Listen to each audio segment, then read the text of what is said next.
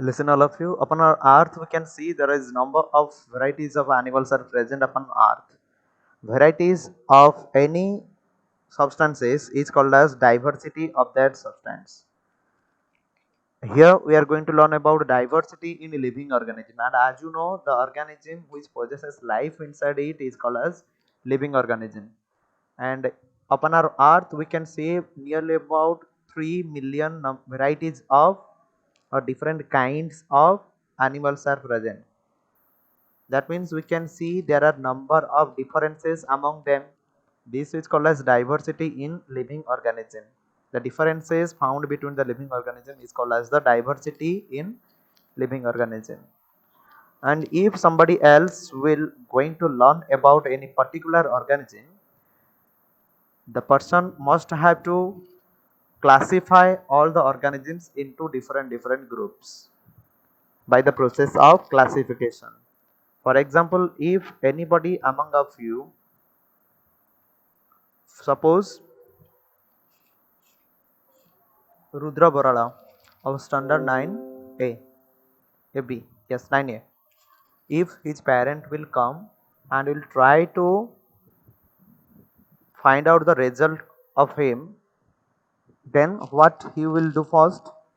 If you all people were playing in the playground, suppose all the students are playing in the playground, and Rudra Baral's father or any other relative of Rudra Barala who don't know about Rudra Barala is reading in which class, but he want to know about the result of Rudra Barala. What will he do first? He will go to the office and he will collect the data that Rudra Barala is reading in which class. Sir, ask. Yes, you will ask to the office that Rudra Barala is reading in which class. Then in office, when he will get the data that Rudra Barala is reading in class 9A, then he will go to the class teacher and will find that Rudra Barala, what is the result of Rudra Barala in different subject. Then only he can get the result. But if the person will ask each and every individual, those who are playing, each and every children those who are playing in the playground, it will be much more difficult to find, isn't it? Yes, sir. So Yes, sir. to overcome this problem, in case of the living organism, we can classify the living organism into different groups.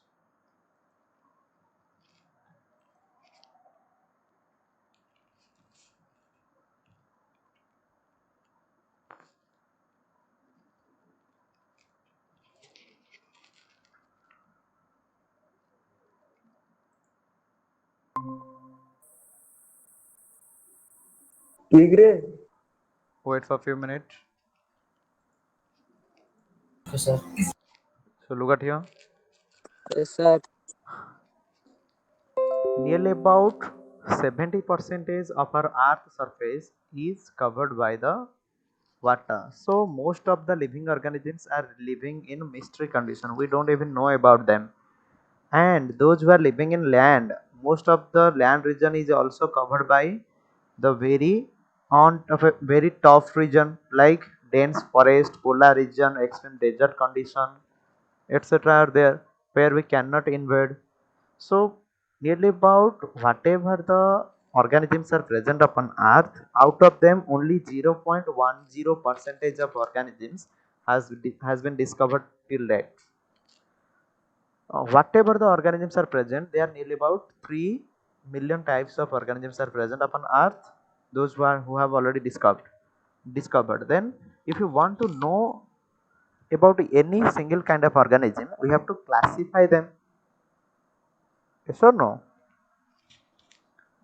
As like I have given the example that when anybody else is going to know about the result of any one children, that means to get details about any one children, he has to first of all go to his respective class, his or her respective class, and that Get classification information. system, yes, that in classification system made by the school will be beneficial for the guardian to get the result of that particular individual, isn't it?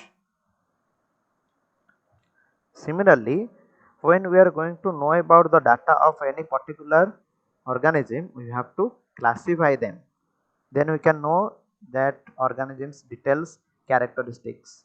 Okay, now let us have a look towards this video. Our planet Earth, the home to diverse forms of life, animals, plants, fungi, microorganisms, and much more. 30 million species inhabit the biosphere, ranging from microscopic bacteria to blue whales. Do we know them all? Have we Do you know them all? Do you know them all? Yes, sir. No, sir. To know about them, what we should have to do? We have to classify them. We have to know that these organisms are belongs to which group or not. And when we are going to classify the organism, we have to keep two things in our mind. One is their similarities and their differences. If we'll consider this, then we can classify them. How? During the course of video, we will learn. Look. given them names? Is there a systematic way of studying them?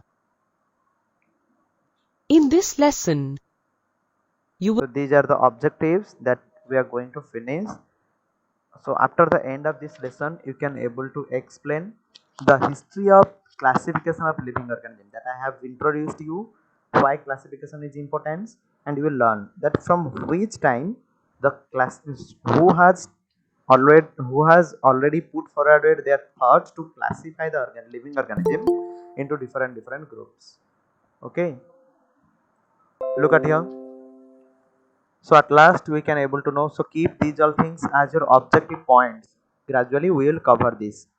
We will first see the history of classification of living organism. Then we will see that we can describe organisms using the 5 kingdom classification system. We can use the, what is kingdom? Kingdom is the broad group name.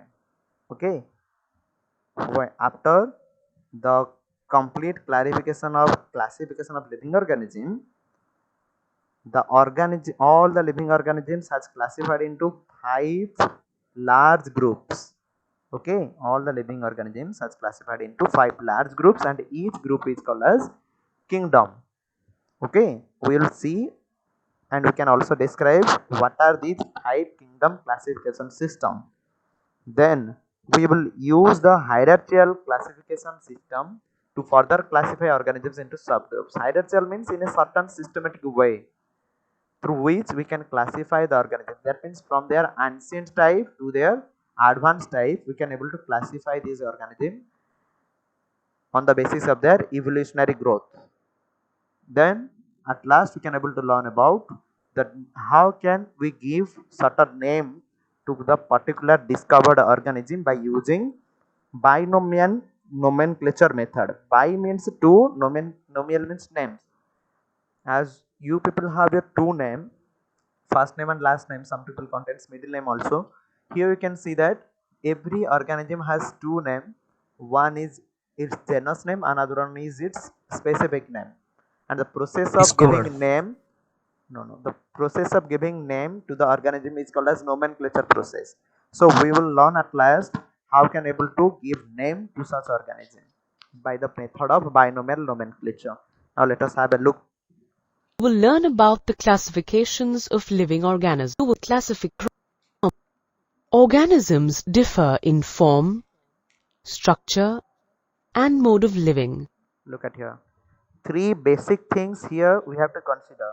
How we can differentiate all the organisms among themselves. We have to keep 3 things in mind. First is the form, then their structure, and their mode of living. Form means whether they are microscopic or macroscopic.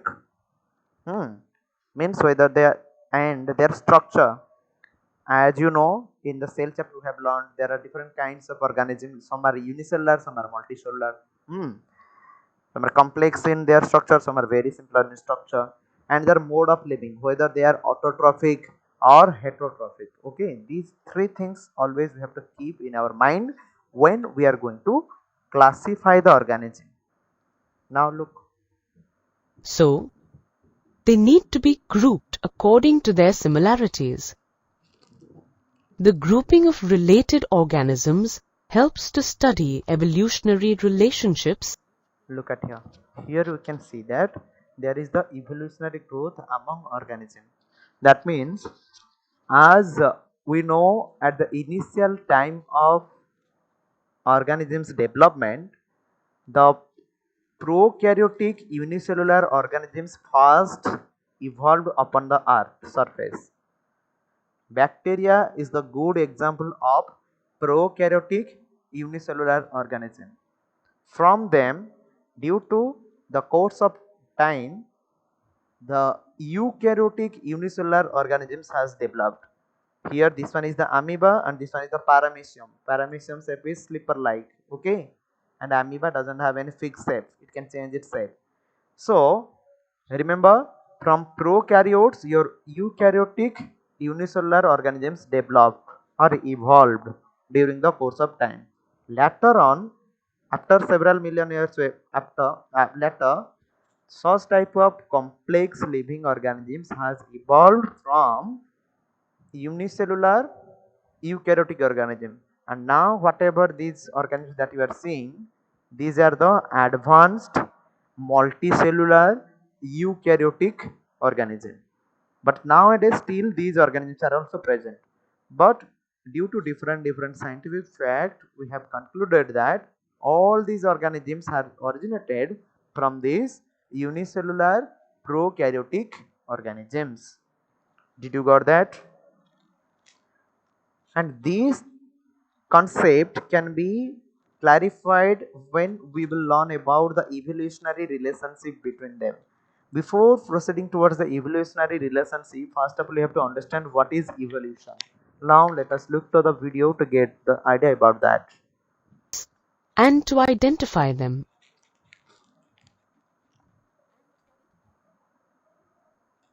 In the 4th century, Aristotle, the Greek philosopher, classified animals based on whether they live on land, in water, or in the air. So now listen, in 4th century, that means nearly about 1600 years ago, one philosopher named as Aristotle. You can write the name, write the history of classification, give the heading as history of classification. Under that you write Aristotle in 4th century has first put forward the thought regarding to the classification of living organism, and he suggested that we can classify the organism on the basis of their habitat. What was the basis Aristotle has taken? The habitat, remember. And he suggested that the animals, those who are living in land, they are called as terrestrial animals. The a terrestrial organism, suppose these plants or animals, these are terrestrial organisms, and the organisms which are living in water, he called them as they are aquatic organism, and the organisms which are living in air, that means we are majorly dependent upon air, he called them as avians. Understood?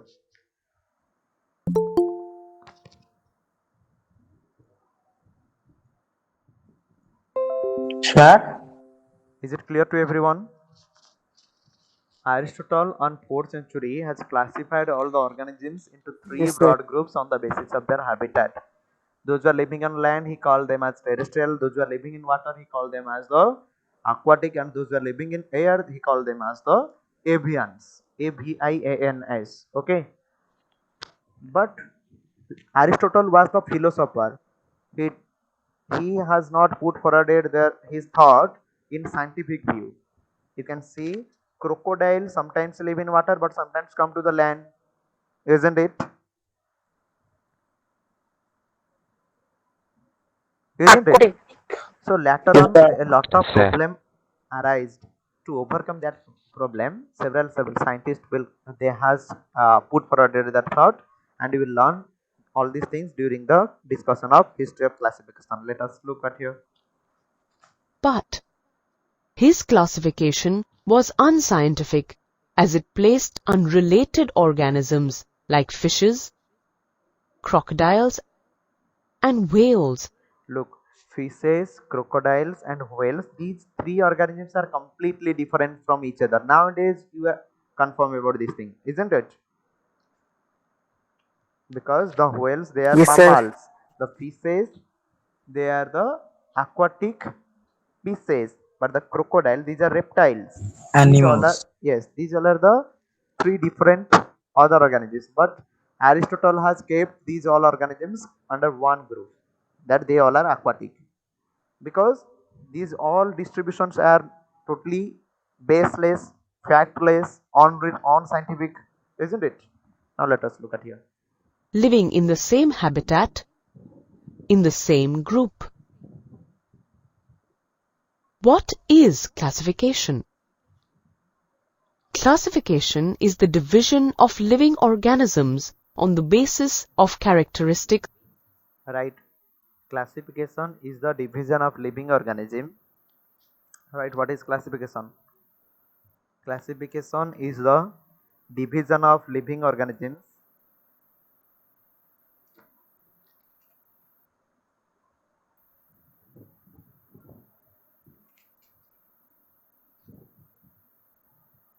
on the basis of Into groups characteristics and subgroups. on the basis of their characteristics into groups and subgroups.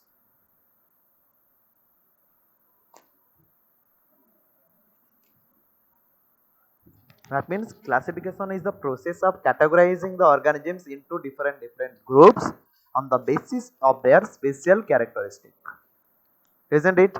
If you classify these all above organisms into different group, you can easily classify these all things: frogs, crocodiles, and these tortoises, they all are reptiles. You can keep them at here, yes or no? And again, you can also classify these all organisms like this. Subgroup means These frogs are the amphibians. Subgroups, and subgroup means the groups present under certain large group are called as subgroup. Okay. Here you can see that gradually you can classify the organism into such. These are the smaller groups and they are present there above larger groups. Yes or no? So by classification we can classify the organisms into groups and their respective subgroups on the basis of their unique characteristics. Characteristics, you know, the different forms and functions of organism are called as characteristic. Look at here. A characteristic may be a particular form or function. Write it down. What is characteristic? Characteristic, sometimes it is called as trait, T-R-A-I-T. So it may be a particular form or function of living organism. Write it down, the definition for characteristic. Here you can see that these all organisms, they have 5 fingers on their limbs. Do you know limb? This, Sir, picture. yes, a particular feature. You can see here that these limb means these are the external external parts. Okay. Sometimes they appear as the leg and hand and feather like this. So generally in case of the human being, you can see 2 forelimb are there, which we are calling it as the hand, and these are the 2 hind limb, we can call it as the leg. Now look at here, and you can see, if you observe these 4 animals, in their each limb they contain 5 fingers. Okay, and this is the unique characteristic for these all organisms, these 4 organisms. Look at here. For example, some animals have 5 fingers. This is a characteristic. Understood? The example of characteristic. It is a particular form of this form means particular structure of this organism. The process of classification continues using a new characteristic each time. All living things are classified on the basis of their form and function. Means all living organisms are classified on the basis of their structure, that I have said. Form and function mean their structure. Understood? But forms and functions evolve with time. So listen, gradually you can see these human being. Nowadays we are seeing the human being is like this, but the human being has developed from this chimpanzee or orangutan, okay, from these apes. So they have bent backbone. If you observe their backbone, it is gradually becoming straight, and finally it is straight right now, like this. Here, this characteristic of backbone, it is changing with respect to time according to the necessity. This type of change is called as evolution. Okay.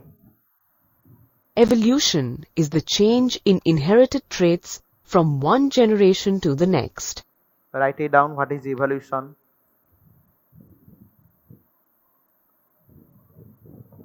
Evolution is the change in inherited trait. Inherited trait means inherited character, which transmit from one generation to the next generation, which gets modified from one generation to the next generation.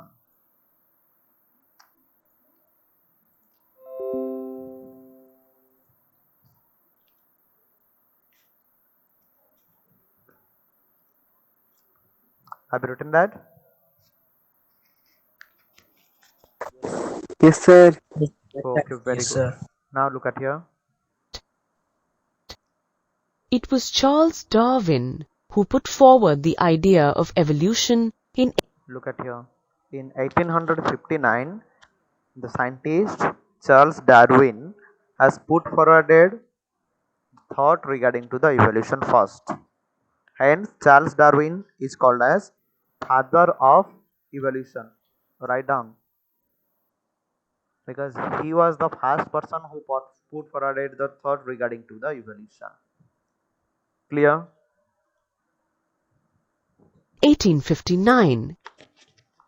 In his book, The Origin of Species. He has written this book, The Origin of Species. Most life Okay. forms that we see today have evolved to survive better.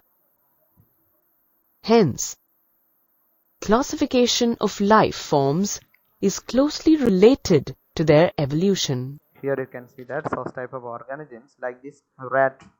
This is the rat-like organism, and he has evolved from such type of his ancestor. Okay, and that has evolved nearly about, it has already taken nearly 280 to 265 million years ago. Like this organisms was there at that time, but due to the course of evolution, during the course of development, you can see such type of animals are present right now. Okay. Biologists such as Ernst Haeckel, Robert Whittaker, and Carl Woese have tried to classify living organisms into broad categories called You can see these are the famous, some example of famous biologists, those who have worked already the classification Try of to living classify. organisms. Okay, they are very famous personalities, and except them some other scientists are also there. We will discuss later on during the course of this video. Wait for that. That how they have tried to classify the living organisms into different groups, and how their predecessors scientists has came to modify the mode of transmission, modified the mode of classification. Look at here. kingdoms. And the larger groups he divided, called them as the kingdoms. Carolus Linnaeus classified all the living organisms as plantae and animal. Look at यार, ये जो Carolus लिनायस है ना, ये सबसे बहुत चतुर था. ठीक है, ये कैरोलस लिनायस बाबा ने आकर क्या बोला कि जितने भी सारे ऑर्गेनिज्म हमको दिख रहा है, ये सबको हम दो तरह से बांट सकते हैं. क्या है वो? The first one will be the Plantae. All the plants he classified in one group, and that broad kingdom he called them as the Plantae, Animalia. and the all the animals he kept in one large group, he called them as Animalia. So Carolus Linnaeus has classified all the organisms into two broad kingdoms. So two kingdom of classification of living organism has put forwarded by Carolus Linnaeus. Hence, Carolus Linnaeus is called as the father of classification at here. Classification. Okay. Classify the living Later on, organism. the Carolus Linnaeus was that famous personalities. He has put forwarded the idea for the naming of living organism. Hence, Carolus is also called as the father of nomenclature, and the branch of biology which deals with classification and naming of living organism is called as taxonomy. Remember, what is that? Taxonomy. Taxonomy. The branch of biology which deals with classification as well as naming of living organism is called as taxonomy. Though Carolus Linnaeus was the first personality who was put forwarded his thought regarding to the classification as well as nomenclature, Which nomi? hence he is called as the father of taxonomy. Taxonomy. You can see the message.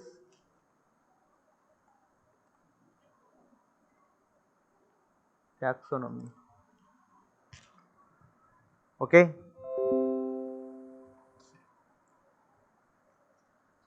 So now look at here.